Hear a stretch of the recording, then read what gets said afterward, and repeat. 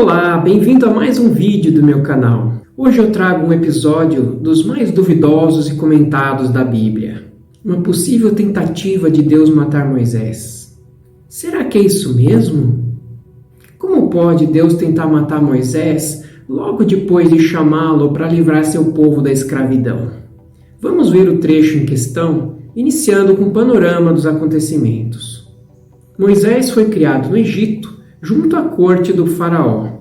E após matar um egípcio, senhor de escravos, que castigava um hebreu como ele, fugiu para a terra de Midian, com medo de ser morto por ordem do faraó. Lá encontrou um sacerdote chamado Jetro, pai de 7 filhas, e se casou com Zípora, filha de Jetro, constituindo família, tendo 2 filhos.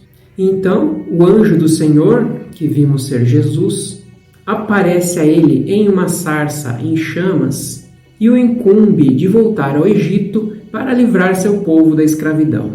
E mostrou a Moisés sinais que ele iria fazer diante do faraó. Ora, o Senhor tinha dito a Moisés em Midian: volte ao Egito, pois já morreram todos os que procuravam matá-lo. Então Moisés levou sua mulher e seus filhos montados num jumento e partiu de volta ao Egito. Levava na mão a vara de Deus. Disse mais o Senhor a Moisés: quando você voltar ao Egito, tenha o cuidado de fazer diante do faraó todas as maravilhas que concedi a você o poder de realizar. Mas vou endurecer o coração dele, para não deixar o povo ir. Depois diga ao faraó que assim diz o Senhor: Israel é o meu primeiro filho, e eu já lhe disse que deixe o meu filho ir para prestar-me culto. Mas você não quis deixá-lo ir. Por isso matarei o seu primeiro filho. Então vem a parte mais controversa da história. Numa hospedaria ao longo do caminho, o Senhor foi ao encontro de Moisés e procurou matá-lo. Mas Zípora pegou uma pedra afiada, cortou o prepúcio de seu filho e tocou os pés de Moisés. E disse: você é para mim um marido de sangue. Ela disse: marido de sangue, referindo-se à circuncisão. Nessa ocasião, o Senhor o deixou. Por que o Senhor tentaria matar Moisés? O texto se refere à circuncisão de seu filho, que ainda não tinha sido feita. A aliança de Deus com Abraão dizia: essa é a minha aliança com você e com os seus descendentes, aliança que terá que ser guardada. Todos os do sexo masculino entre vocês serão circuncidados na carne. Terão que fazer essa marca, que será o sinal da aliança entre mim e vocês. Da sua geração em diante, todo menino de 8 dias de idade entre vocês terá que ser circuncidado, tanto os nascidos em sua casa, quanto os que forem comprados de estrangeiros e que não forem descendentes de vocês. Sejam nascidos em sua casa, sejam comprados, terão que ser circuncidados. Minha aliança, marcada no corpo de vocês, será uma aliança perpétua. Qualquer do sexo masculino que for incircunciso, que não tiver sido circuncidado, será eliminado do meio do seu povo. Quebrou a minha aliança. O texto deixa claro que qualquer homem que não for circuncidado será eliminado do meio do povo. Mas Moisés foi circuncidado. Após seu nascimento, ele ficou por 3 meses com sua mãe biológica, que respeitava as leis. Mas, a bem da verdade, Moisés, que foi criado na corte do faraó, talvez não tivesse acostumado a isso. E também não sabemos se os midianitas tinham esse costume da circuncisão. Por isso, é provável que seu filho ou seus filhos não tivessem sido circuncidados ainda. Mas vamos voltar ao texto central. Numa hospedaria ao longo do caminho, o Senhor foi ao encontro de Moisés e procurou matá-lo. Aqui, alguns estudiosos dizem que Deus procurou dar uma lição em Moisés, para que respeitasse a aliança com seu povo, do tipo circuncide seu filho, sob risco de morte caso não o faça, para que ele estivesse totalmente dentro da lei. E depois continua: mas Zípora pegou uma pedra afiada, cortou o prepúcio de seu filho e tocou os pés de Moisés, e disse: você é para mim um marido de sangue. Ela disse marido de sangue, referindo-se à circuncisão. Nessa ocasião, o Senhor o deixou. Nesse caso, por que foi Zípora quem fez a circuncisão?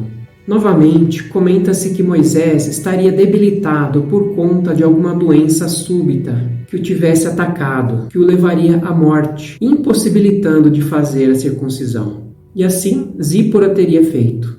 Mas também é apontado que Zípora, sendo filha de um sacerdote, tinha conhecimento dessas práticas e teria feito isso rapidamente. Mas o texto termina com ela não gostando nada de ter feito isso, culpando a Moisés por ter tirado o sangue de seu filho. No final, após a circuncisão, Deus livra Moisés e o deixa.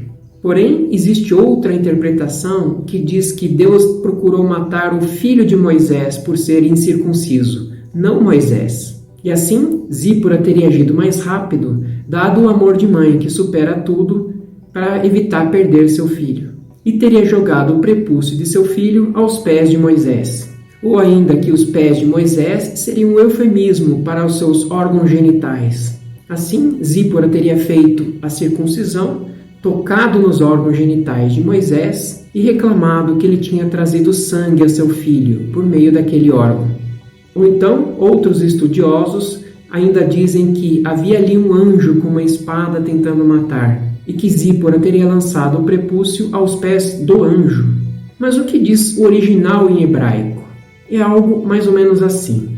E aconteceu no caminho, numa estalagem, que o Senhor o encontrou e o quis matar. Ou seja, Moisés não é mencionado no trecho original. É a tradução que coloca Moisés no contexto. Mas pode ser tudo em relação a seu filho. Deus teria encontrado seu filho incircunciso e o queria matar. Viram a diferença? Neste caso faz mais sentido. É o que se chama de hebraísmo, uma característica da língua hebraica que fica difícil traduzir literalmente. Deus não quis matar ninguém, mas dar uma lição, fazer ver o que está errado para que se acerte o erro.